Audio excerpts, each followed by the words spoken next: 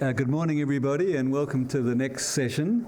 The session is on the political economy of democratic quality.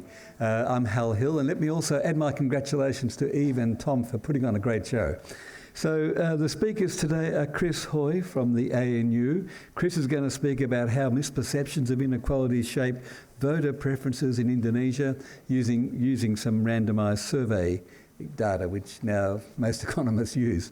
And the second speaker is Puspa Delima Amri. Puspa's from Sonoma State University, and she'll talk about the economic dimensions of Indonesia's democratic quality. So Chris, over to you, 20 minutes for each of you, and then Q&A.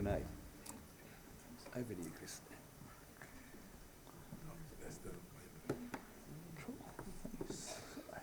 All set. Great. Well, thank you for the opportunity to be able to present here, and thanks to Eve and Tom for a fantastic conference that you put together. So this is a joint piece of work, so with Russell and Dika. So if there's any tough questions, I might ask my co-author to intervene. So let's get started.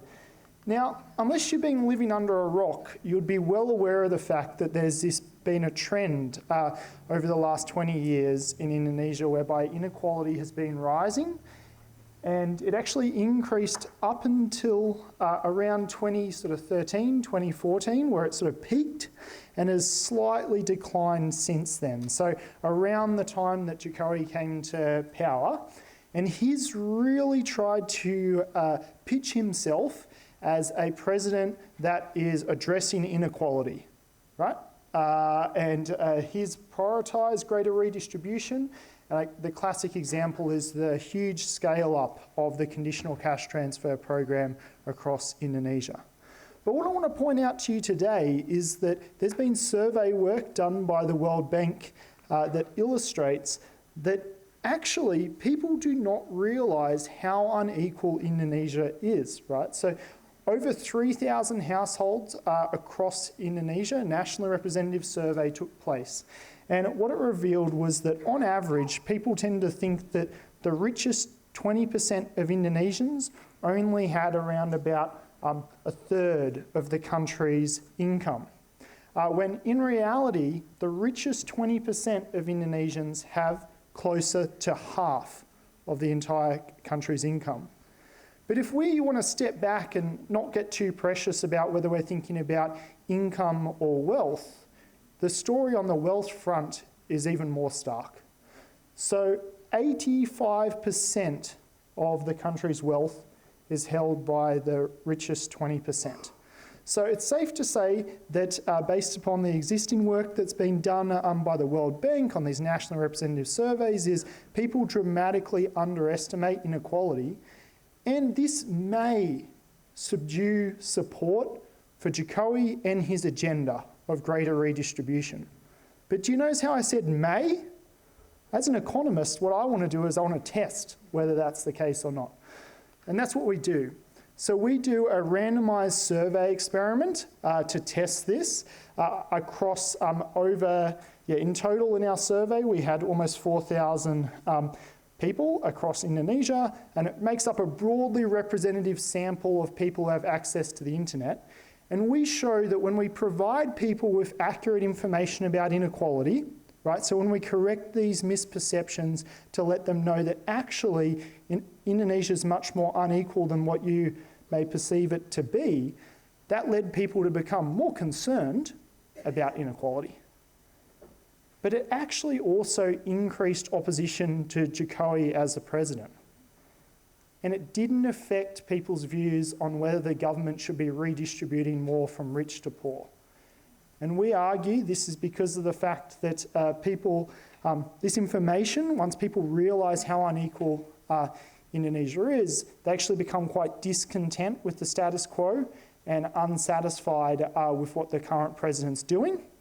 And this is kind of a bit of a warning because it illustrates that opposition candidates can point to inequality regardless of whether or not they're actually going to do anything about inequality, but they can point to inequality to actually boost their popularity. So that's what we kind of reveal here. So I'm going to spend a good bit of time talking about what a randomised survey experiment is and how we go about this. So then when we get to the results, hopefully you'll believe me Okay? Cool. Great. So what do we do? Okay? So we want to compare differences between people who have accurate information and those who don't. That's what a randomised survey experiment is. And we do this through an online survey. And so I kind of want to highlight to you that obviously not everyone in Indonesia has access to the internet. So I'm sort of hopefully going to be stopping us a Q&A on that front. But we're only interested in people between the ages of 18 to 70, right, for ethics reasons. And around half, well actually the lowest estimate is around half of that sort of share of the Indonesian population has access to the internet. And then we have done this survey using the firm YouGov, which is after Gallup. A lot of you may have heard of Gallup. YouGov is considered to be really the second best survey firm across the world and cheaper than Gallup, so hence it was easier for us to do it. And they actually have a bunch of people across Indonesia who they've reached through their smartphones, right, who participate in surveys regularly. Quite often they'll be asking questions about, say, would this colour of cigarettes be more appealing to you than that colour, right? But what we're actually doing here is actually testing people's views about inequality using this sort of market research firm, right? And so obviously we're limited by people who are willing to do a survey, as are all surveys, and limited by people who have access to the internet. But our sample of Indonesians is strikingly similar to the national population who has access to the internet across a range of characteristics. So whether that be age or gender or education, location, we have a very kind of solid sample that's broadly representative of Indonesians. And the survey took place, and this is important because of the fact that it has big implications for what I have to tell you. So the survey took place in the end of 2017, so it's a bit more than 15 months prior to the presidential election. Okay, so we're not asking people among candidates who would you vote for. We're really wanting to have a better understanding about how inequality shapes people's views about the incumbent president, right? In this case, Jokowi. Right? So I'm going to kind of primarily talk about whether people are voting for or against Jokowi as sort of the outcome of interest. Okay? Great. So we did a large survey. I said over almost 4,000 people before, but what I'm going to talk to you about today in the interest of time is only part of the survey. And that is, so we had around 2,000 Indonesians who were randomly divided into two groups. One group received accurate information about inequality, right? And the other group, they didn't receive any information. So you could consider that other group, the control group, is just like a typical survey you would do of Indonesians about what their views are. And what randomly allocating people into these two groups allow you to do is we can be very confident that any differences between these groups is purely due to information. So there's around 1,000 people in each group, similar share of male and female, similar share in terms of location, where people are, similar education levels. This is what randomisation allows us to do. So we can be very confident that any differences between these two groups are purely due to the information we're providing. So naturally, you're asking yourself, what information did we provide?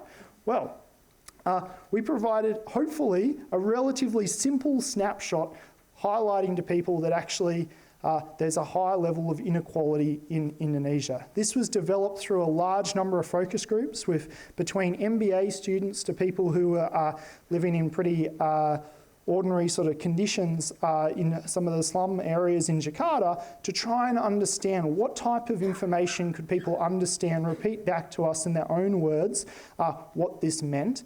And people really got this idea of a pie and how was a pie divided, right? And how was the pie divided between the richest 20% of Indonesians and everyone else. Hence, that's why we provided this. Also, I have to admit, for publication purposes, this is very similar to what's been used in some other studies in the US, so it's kind of convenient for us as well from that perspective. Now, after we provided this treatment, right? So after we provided this information, we asked people a range of questions about their views about inequality, their preferences for redistribution, and whether they would vote for Jokowi or not as president. All of these questions are standard in the literature, and I've just taken them sort of from what's considered to be best practice. Okay? And what do we expect was going to happen? Well, the truth of the matter is we didn't have too much of an idea because there's a range of competing theories, which is why we needed to test this. Right? So in the US, when this sort of work has been done, it's shown that information about inequality actually very similar to this. Right? When that's provided to Americans, it leads them to become more concerned about inequality, but doesn't become any more supportive of the government to redistribute. Okay? In Indonesia, well, do we think that this might affect the way how people vote? Well, you know, there's been some work that's shown that people tend to vote based upon their perceived performance of the incumbent, right? So maybe when they see this, they see a high level of inequality in Indonesia, much higher than what they thought it was, they actually respond by being like, oh, gee, I'm disappointed in the president, right? I thought he was going to do something about this, right? Or they could actually see it and say, oh, actually, Jokowi's the guy who's going to fix inequality. So if it's really high, I want to vote for Jokowi, right? Or maybe it won't affect the way they vote at all, right? Because they vote upon other characteristics. So that's why we test this. So what we actually show is that when we provide this information, as I mentioned earlier, it increases people's concern about inequality, increases opposition to the president, and doesn't make them any more supportive of redistribution. First thing I want to emphasise is that our survey showed that in general, and in the interest of time, I'm not going to kind of explain every single one of these sort of charts here, but in general, our survey showed that people were quite concerned about inequality, right? So on average, around 2/3 of people were saying that the gap between the rich and poor in Indonesia is too large, or saying that they thought the government has a responsibility to close the gap between the rich and poor, right? And the majority of people that we surveyed said that they would vote for Jokowi again, right? So this is people in the absence of information. There are high levels of concern about inequality in Indonesia. Okay? People are relatively supportive of redistribution, and people did intend to vote for the president. So now the question is, what happened when we let people know about the actual level of inequality in Indonesia? And so I'm going to show you 2 slides on this, and I'll just take a little bit of time to explain what we're looking at here. Halfway through? Okay, cool. Great, well, so what we're looking at here is the control group is in the red. So this is the group that doesn't have any information, right? We haven't provided them any information. This is just what a typical survey would show. And then in the blue, this is the group that has been given information. So the ones who received this thing here, right? So we provided them with this first, and then we captured their views. And this bar here represents whether or not the difference between the groups statistically significant, and it is, yeah, and it's that's good because it means that we can be very confident that the difference between the red and the blue is due to the information alone. Okay? And this question is asking people about whether they agree the gap between the rich and poor is too large, and this question is asking people whether they think it's difficult or impossible to increase the amount of wealth they have through hard work alone. Okay? And I'll use this as an example here, which is that 46% of people, in the absence of information, said it's difficult or impossible to increase the amount of wealth they have through hard work alone. But once we provided people with that treatment, right, 54% of people in the, from that group that received the information actually said that it's difficult or impossible. Right? So that's about an 8 percentage point difference, or about a 20% increase or so in the share of people who are responding by saying that they actually think it's difficult or impossible to increase the amount of wealth they have through hard work alone. So that's just an example of this. And now I'm going to show you the results for how people would vote. Now, there was actually, Jokowi is pretty popular, okay? So we're only looking at people who would say that they would definitely vote against the president, right? And around 23% of people in the absence of information were saying that they would vote against the president, right? In the group here that received the information, right, so they were told about the extent of inequality in Indonesia, they actually became about 27.5% of them said that they would vote against Jokowi. So that difference there, which we're looking at, is purely due to the effect of information, okay? So providing people with information about inequality, it made them much more likely that they would vote against Jokowi, and that's in the order of 20%, right? So that's a very high increase in the share of people just by receiving this little bit of information here. And the sort of discontent that you can stir up by talking about inequality, right? Discontent with the current president that you can stir up is not lost on Jokowi's opponents, clearly. We can observe that. So once people are informed about the level of inequality, they're unhappy with the current situation and it undermines their trust in the current government. And this would suggest that it would be pretty easy to go about mobilising people around inequality alone, even if you're not proposing a better solution. And a classic example of this is obviously Jokowi's main opposition in the presidential election of 2019. So what Prabowo really tried to do was pitch himself as like the candidate for the 99%, right? And based upon our survey evidence, that's actually a very, very good strategy. It's not clear to me or to a lot of commentators that he was actually going to do a better job than Jokowi on addressing inequality, but by simply referring to inequality, that was enough to be able to shift people's views away from the incumbent president. And I guess that serves as a bit of a warning to all of us that inequality is not only something we should be worried about in and of itself, but when you have high levels of inequality that you can point to, opposition candidates can capitalise on that even if they're not proposing a better solution. So potentially, and I guess I want to add the potentially, inequality itself poses a threat to democracy. So thank you.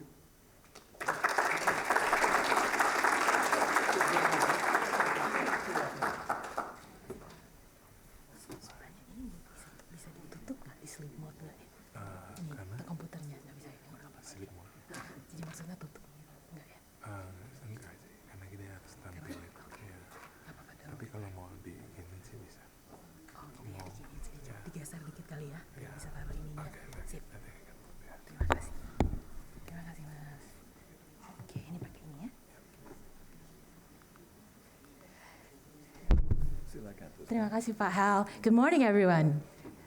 How are you all doing the second day? Okay, my name is Puspa Amri. I'm very delighted to be here today to present to you joint work with Muhammad Pasha. This is part of a project, an ongoing project that we're starting on the economic dimensions of Indonesia's democratic quality. Some of you in the audience have got to be up there, 98, right? I'm gonna guess. Okay, I'm from Sonoma State University. Pasha is at the World Bank Jakarta, so the views we present here are totally those of our own and do not necessarily represent the institutions that we work for.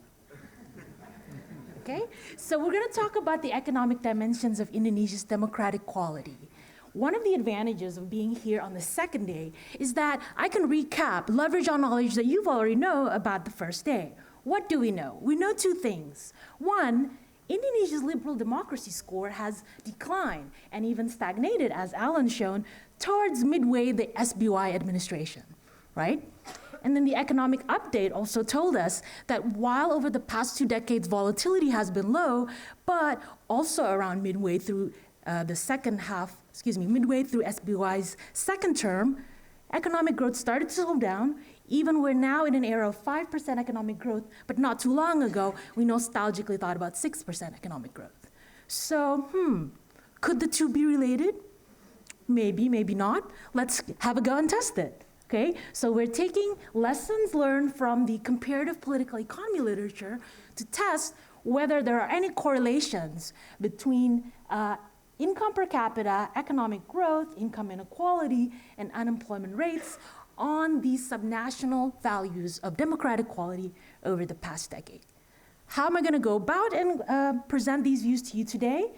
First, we will discuss the literature on how development might affect democracy over a cross-country perspective and why this might be true for Indonesia.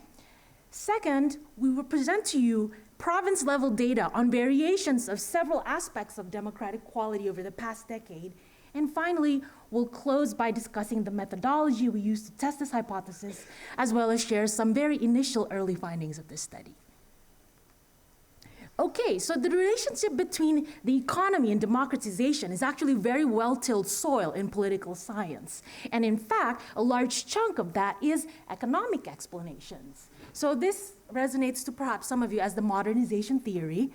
The gist of it is more economic development leads to transition to democracy, i.e. authoritarian regimes becoming democratic regimes. Higher level of income per capita, as found by Lipset and Przeworski et al., comes out to be the strongest predictor of democratization over a large sample of countries and years. Later on, some have modified that to be not just growth of income per capita itself, but relatively to the beginning of the transition. Okay? The argument that they put forward for this is as follows. As society goes more wealthy, the society structure becomes more complex, such that authoritarian regimes are just no longer supportive.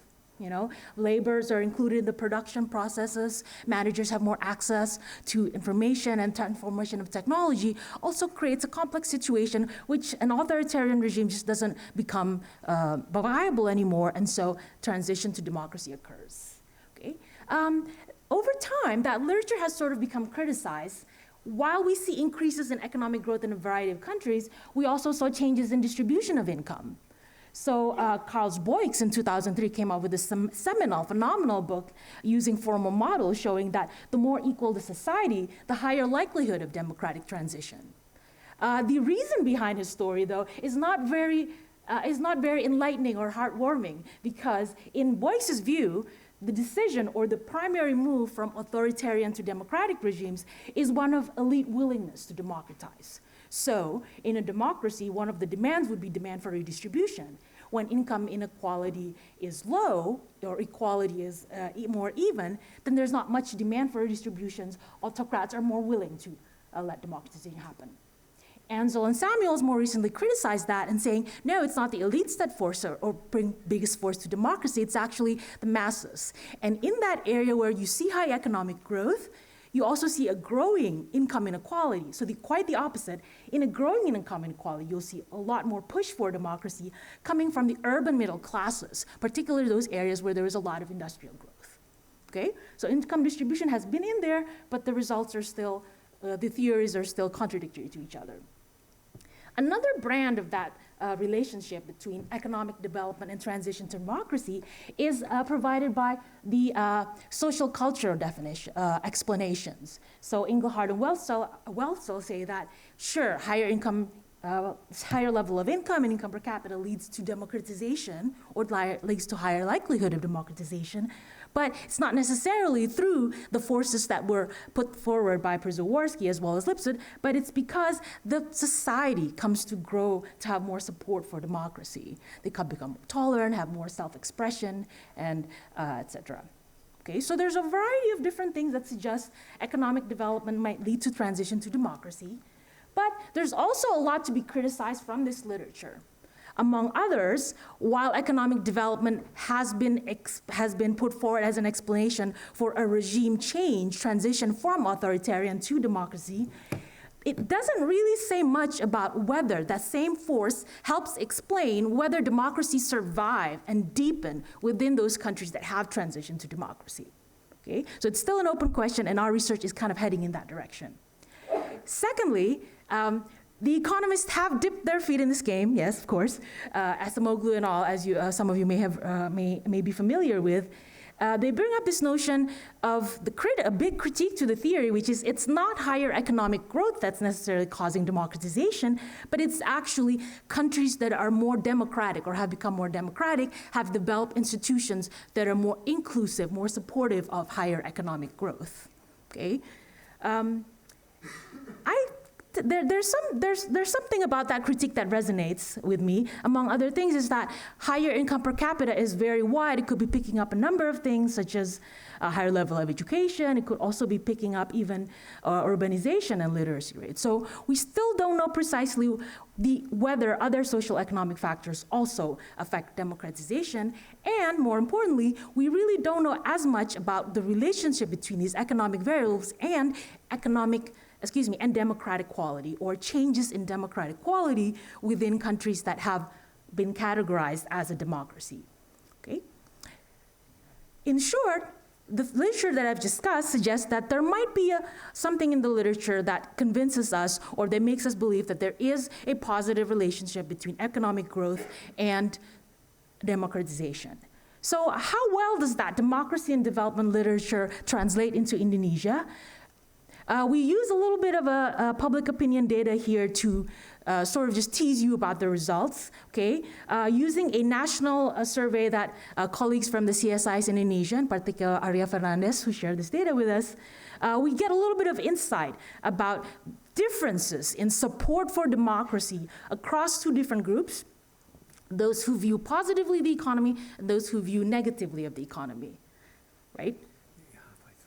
Thank you. So very quickly, it turns out that among those who have a good view, have said that the national economy improved greatly compared to last year, 17% said that non-democratic systems should be considered. So 17% of those think that non-democratic alternatives are out of the realm of possibility. Meanwhile, if we look at the household economy, the same pattern comes to fore as well, which is of those people who said that the household economy has much worsened from last year, 27% said they will consider other systems, other non-democratic systems, whereas this number is about a quarter of that in those who say that their household economy has become much worse. Income inequality is also part of that, and following up on Chris's earlier, so of those who think that income inequality is very low, 0% think that non-democratic systems should be considered, whereas it's 10% for those who think that income inequality is very high. So anecdotal evidence, some public opinion data suggests that there might be a relationship. Now we're going to talk about what we do in our paper. Okay? Our approach is a subnational analysis, and we use the Index of Democracy, the Indonesian Democracy Index, produced by BPS Statistik Indonesia, which is an index that goes from 0 to 1, and it's designed to be very sensitive to changes in democratic aspects at the provincial level. It consists of 3 sub-indicators: civil liberty, political rights, and institutions of democracy. And yes, this is an indicator that's collected by the government of Indonesia. So of course, as with any indicator, but especially so here, one legitimately should ask themselves, is this a reliable indicator? Well, this is a quote from the report produced by BPS itself. The 2017 DKI Pilkada and the events in 2016 before it showed that massive and emotional identity politics resonating from the violation of principled democracy. And in the indicator itself, the political rights subcomponent of the Indonesian Democracy Index fell by 19% from 2015 to 2016. You may not be convinced. However, thanks to Alan yesterday, who pointed us out to the Varieties of Democracy Index data set, I pulled up the data very quickly yesterday afternoon and showed that there is some co-movement, at least in the parts of the parts where the democracy trend is captured as declining or stagnating by VDEM. It's also doing so by our indicator. But that said, I think we still need to motivate why we study this question at the subnational level. First of all, the reason is because Many of you know that Indonesia, since decentralization, has produced a lot of local perdas that may be troublesome. So therefore, this data set to an extent captures that source of variations in democratic quality. A second reason, and this is my favorite reason, we have only had 21 years of democratic transition. So that's 21 years of economic data. That's not enough observations for an economist, right? One observation is an anecdote, 2, 3, or 5, maybe a case study, more than 30. Then you may get closer to a theory, right? So therefore, we chose to make use of this subnational data to test our argument. Thirdly, and this is what we find very surprising, perhaps some of you may know or maybe have a hunch about this, but there's substantial variation inter-province democracy scores. So let's take a look first here at, I'm gonna compare regional valuations in civil liberty. So this is a heat map produced very nicely by my co-author, Pasha, shows that the darker ones are those that have the low scores, and the lighter ones are those that have a high score in civil liberty. And the darkest one here in 2017 is, can anyone guess? It's where I'm from. So that's variation in terms of civil liberty. However, there's actually weak correlation between the three indexes, because you see the provinces that have low or high values of civil liberty in this, high scores of civil liberty, do not necessarily have so in the political rights. Okay, so we saw here Papua was actually quite light in the civil liberty, but in the political rights, it actually gets very dark. And I'll get to what the components of these different indicators are in a few minutes. The second type of variation I want to show you is that we looked at changes in democracy scores from 2009 to 2017, and here, the darker orange ones are those that have gone negative. Their democracy scores have fallen from 2009 to 2017, and you can see there's also, over time, quite a variation in terms of some provinces have become more democratic and others have become less. Okay, in the interest of time, I'm gonna keep going now, and I'm gonna go straight to what our regressions results suggest, okay? There you go. Okay, so in short, there are variations in democracy scores across province, and now we want to analyze the effects of economic changes on the quality of democracy, but surely since other factors also explain what democracy quality will be, we try to come up with a method, or use a method, that tries to also account for these other factors, and that's a method called regressions. Some of you perhaps know this as correlations. It's just the way regressions are one like correlations, but includes many variables and allows us to keep constant all the other variables that we're looking at. However, correlations is not causation, and just want to point that out in the room because there's a lot of economists here, and a lot of economists that pay homage to that. Very good. So what we do is we run an equation where what we're trying to explain is the sub-indicators of the ED sub-index in a particular province in a particular year, and we test whether the economic variables in that province in the previous year, as well as the other variables, are going to have any effect on the index of democracy.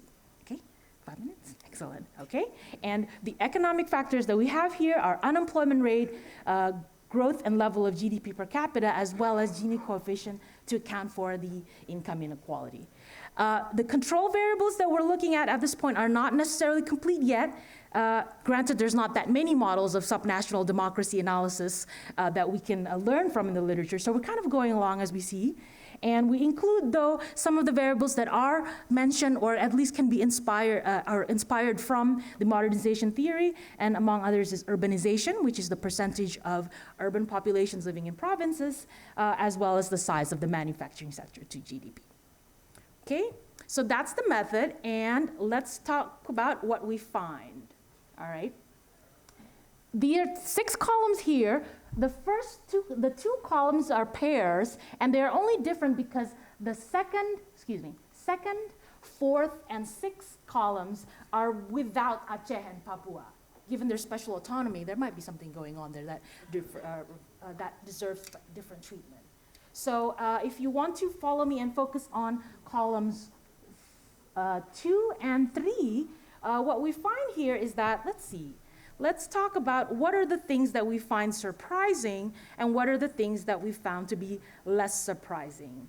The things that we found a little surprising is that the correlations or the effects of the economic factors on indexes of democracy seem to vary. See, we have here stars. Stars are good, they're significant. They're only significant for political rights, but they're not significant for others, okay?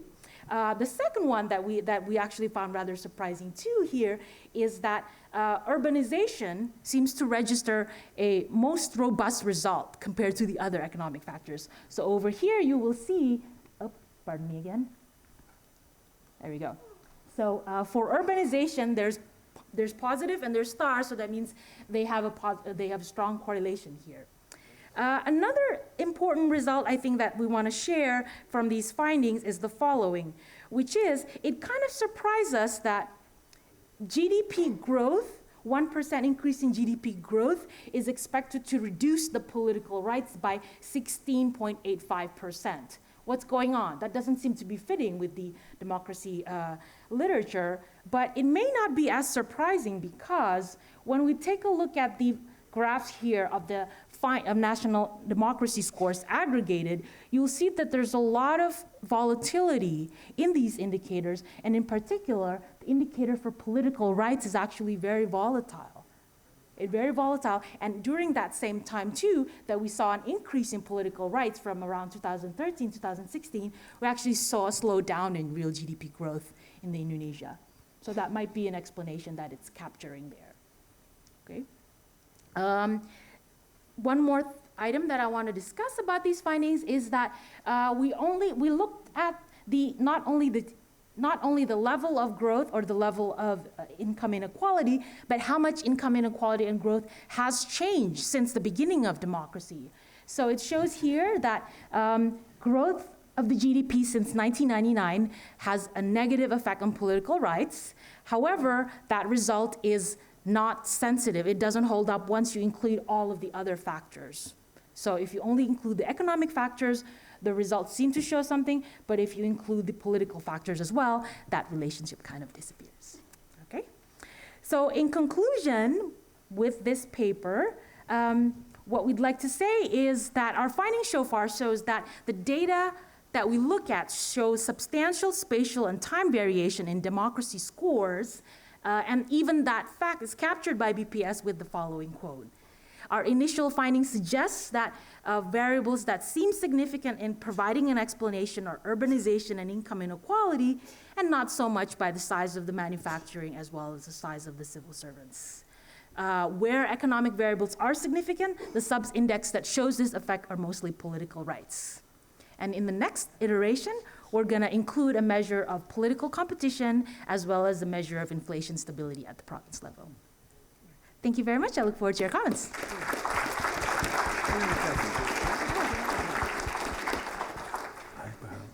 Yes. Yep. Thanks very much, Chris and Puspa. Two very interesting presentations. And you can trust them because they're economists, and you can always trust economists. And to our poli-sci friends, of course, when you invite economists, you're going to have to expect to get regressions, econometrics. Okay, so we're over to Q&A, usual rules. I'll take three at a time. Please indicate. I think I see Bud. Can we have a microphone to Bud and another microphone to Alan? And one more, yep, over here, Ed. So, and a microphone down. Have we got a microphone down here to Ed? So that's Budi, Alan, and Ed. Silakan. Yeah, thank you very much, Budi, from Indonesia Project. My question is for Chris. Although, thank you very much for the presentation. Although I'm hoping that you show before and after, and also I'm kind of very critical on the information that you gave. But my question is that how we know that inequality is actually the biggest component and when people make decision in voting, because they will receiving a lot of other information. Yes, inequality is significant, but it is not the main one that making the decision. So at the end of the day, others, for example, this ethnicity, religion is actually the one that making decisions. So, Thank you to both of you for those great papers. Question for Chris, and I guess building off of the last comment. I'm not sure if I'm cohesing that I read your paper and I'm worried, right? So I wonder if you thought the outcome would be different if you'd given a different informational treatment. So you show level of inequality, show that it's decreased during JCOA years, and talk about the policies. If that prime would produce a different result. So just curious on your thoughts on that. Hi, my question's for Puspa. I wonder if you could do a bit more to convince us about the validity of this democracy index you're using, because I remember I looked at that a few years ago and I was very skeptical about, for the reasons you alluded to, that this is data that's compiled by the Indonesian government and presumably has quite a bit of involvement of provincial officials in assessing and making judgments about the quality of government in the governments in which they are employed. So I just wonder if you could just tell us more about how that data is collected, how the scores are compiled, and what it is about that process which gives you confidence in the data. Yeah. Puspa, do you want to start? And then Chris. Yeah. Thank you. I'm going to jump in on also Mas Budi's question. We have a working paper with Jose Rizal Muri that shows actually controlling for ethnic factors and political factors, that there is still a substantial effect of views of the economy and economic voting. Not necessarily income quality per se, but in other words, I'm kind of just stepping in here for your question. I think there is still a lot of room to people to, it might be marginal, but there is still room to care about that. Thank you. The second one, thank you, Ed, for your question, because I hadn't got a chance yet to explain what ED is. So Indicator Democracy Indonesia is a score based on 28 different indicators. Some of the aspects that they ask for civil liberty are, is there use of violence or threat from the state or from the society to oppress freedom to assemble? Are there uses of violence or threats by the state or by the society to oppress freedom of speech? Political rights seem to be more like political participation to me. It's whether there are any voter intimidation, whether there's lack or absence of facilities to help people with disabilities exercise their voting right, as well as one component of political rights is actually whether there are demonstrations and strikes that lead to violence. So that was why it fell quite a bit in 2016-17. Institutions or democracy seem to be more related to electoral democracy component here, whether there are free and fair elections, whether there's an independent judiciary, as well as the role of DPRD, the role of political parties, and the role of Pemda bureaucrats. This is where I am a little skeptical, because there are signs that with any indicator, these are going to be subjective. But the process through which this indicator is conducted is the following. So staff from BPS collect written legislations on these various aspects, and they also collect newspapers from various different places all over Indonesia, and they have a team that assembles these information from the newspaper, which I think is going to be about speaking about the indicators of the demonstrations as well as the violence. And so they code that, and they do have what is called a focus group discussion to determine either or not the results. But I am as suspicious as you as well. There might be some involvement there in the province officials, because it is meant sort of like as a mechanism for Mendagri, the name is probably not Mendagri anymore now, Departemen Dalam Negeri, to try to have some sort of way to monitor this prospect. I am still not completely convinced that even with these worries that this is the most valid indicator. I have to give a little bit more thought into that. But the first test that I saw yesterday, that it somewhat correlates with the varieties of democracy data, gives me a little bit of confidence. I hope that answers your question.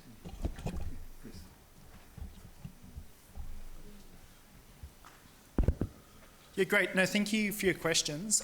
So I guess maybe I'll there was 5 quick things that were sort of touched on there. So methodology, I'd love to chat about any of you for methodology for hours, and I'm sure I could bore you to tears. But I haven't got hours, Chris. yeah, so that'll have to take place, I guess, in the morning tea break or later. But I just want to sort of, the second point was in terms of one of the things that we did, which I didn't sort of talk about, was about the fact that we included a placebo treatment or a different type of treatment. And so as a result, we can compare what happens when you provide people with information about inequality versus if you provide them with information about, say, their position in the national income distribution. So in which case you're sort of providing them with information about sort of vaguely related to inequality, but different aspects of it, right? And we found no effect on voting outcomes when we told people about their position, but we did find this effect when we told people about the overall level. So that's one of the tests we did. I won't bore you guys with that many more. And then, so the third quick thing, the size of inequality. So what role does inequality actually play in people's decision making? And I would tend to agree that it's probably not the number 1 reason that people vote on, or maybe even the number 2, or maybe even number 3. But we're able to have a sizable effect on voting outcomes from this. So, maybe I'd say it might be like 5th or 6th, or at least in the top 10, and if you're able to have that sort of swing against the incumbent president, that's pretty powerful potentially in the wrong hands, right? So, 4th quick thing, would the outcome be different if we provide different type of information? Well, I guess we sort of already got at that when we sort of did these placebo tests. But specifically, if we were talking about, and that's the 5th thing, inequality over time, what would have happened, right? Because we could show, since Jokowi came to power, we see actually a decline, a marginal decline in inequality. Well, we tried that in the focus groups, and people found a little bit harder to understand this sort of over time and kind of interpret, and how big an effect is a fall in the Gini per year of around 0.4, it's quite abstract. But I'd say that also, just because it fell slightly, can we interpret that as Jokowi doing enough on inequality? How much can we attribute that to Jokowi? So I guess we kind of wouldn't want to skew people's views by showing a slight decline to imply, look, Jokowi's done a great job, when maybe the counterfactual would have been that inequality could have even fallen more. Just putting that out there as an alternative. So we're very cautious about not kind of wanting to provide them with information that we didn't feel comfortable what the interpretation of the results would be. Okay, thanks. Let's have another group of questions. Yes, Pa Andy is one, and Vivi, number 2, and anyone else over here especially? Going, gone. Any more over here? No? Right, let's have 2. We might have time for one more. Thank you. My question is addressed to Chris. You talk about inequality, income and wealth, but you have not touched on the inequality of land ownership. I remember in 2017, Jokowi launched the land redistribution program precisely to address the big gap in the land ownership program. I think that I was at the presentation by the people who put this program together. The Gini ratios, something like 60 or 70%, or something like 1% of Indonesians own so many hectares of land.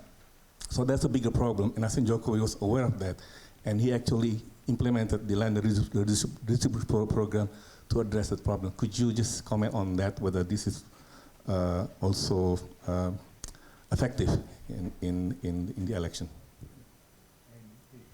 Okay. My question is for Chris. What data that you use for wealth and from what year?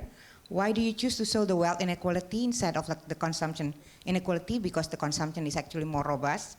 You only give information about inequality at one point, not providing the baseline inequality.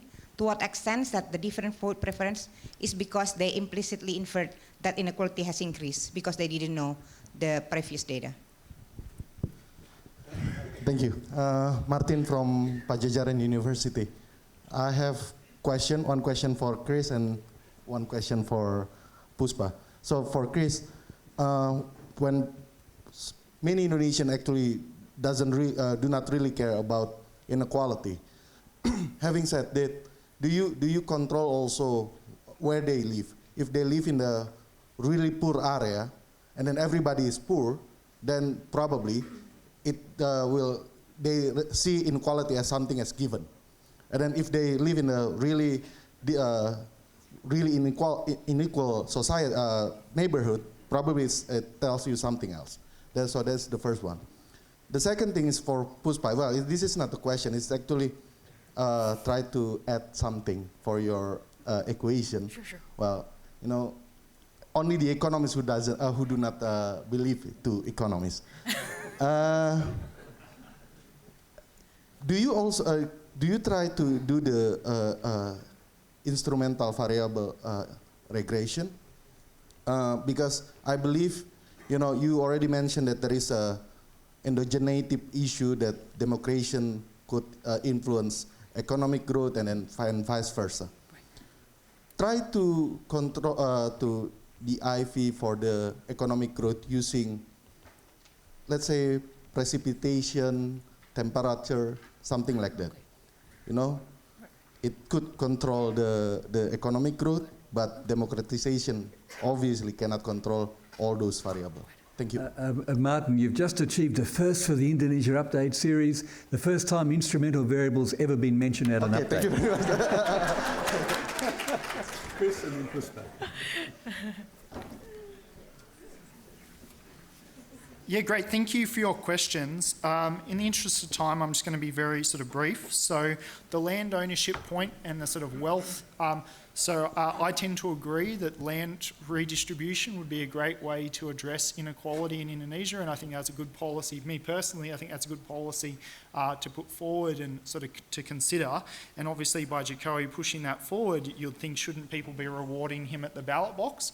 But I guess the way how we've sort of designed this is we're just looking at the effect of providing information on people's voting preferences, kind of trying to do that in a more sort of scientific way, whereby we're not trying to be like, this is a good policy, or remember Jokowi did this or anything. So yeah, I guess we kind of can't really comment based upon the study on that particular point. Thank you, Vivi, for all your points that you raised. Look, I agree that there's a lot of things that we could have done differently, and this kind of question of consumption versus wealth ultimately came down to a methodological sort of decision, which is that because we're capturing people's views about the distribution of income as part of the survey, we were worried about what's called a backfire effect. So this is kind of like a real kind of niche thing that kind of for survey experiments. But if you tell someone, provide them with information in the exact opposite to what they just said that they think, then they can actually interpret, they can kind of respond by not only disregarding your questions, but also respond by being even stronger in their prior views, right? So we wanted to circumvent that by actually providing information about wealth as opposed to income, because we kind of wanted to try and deal with that somewhat, that issue of the backfire effect. But then the point you raised on overtime, and look, I guess I tried to defend the overtime approach, but my instant response is like, let's do this survey, let's test this, right? The randomised survey experiment to test this wouldn't be too costly to implement. So I would love to be able to do more work on this, and definitely one of the treatments I would want to include would be showing people over time what's happened since Jokowi's come to power. So I'd love to talk more about testing that.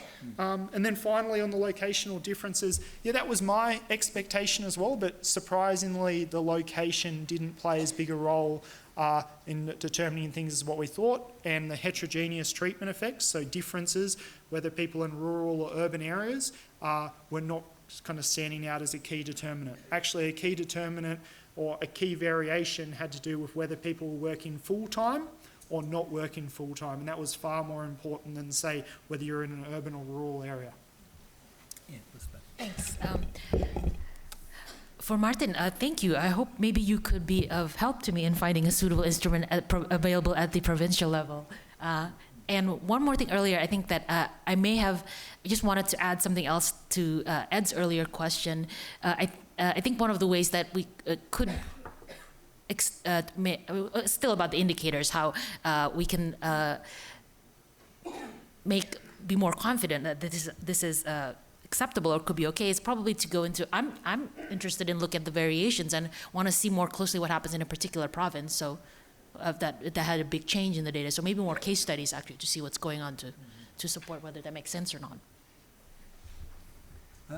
Okay, we've had two very stimulating presentations and interesting discussion. Please join me in thanking Chris and Puspa.